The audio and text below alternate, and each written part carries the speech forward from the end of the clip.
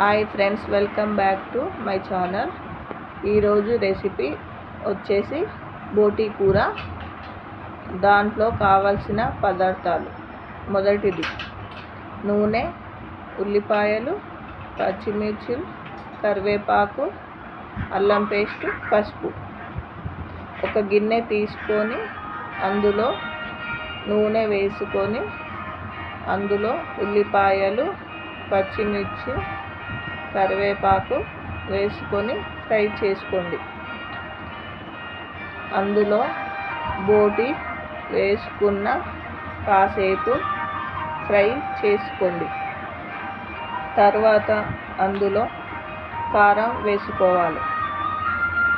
కాసేపు తర్వాత బోటి సరిపడే వాటర్ పోసుకోవాలి. 30 minutes తర్వాత ఆఫ్ చేసుకోవాలి. Thank you for watching video.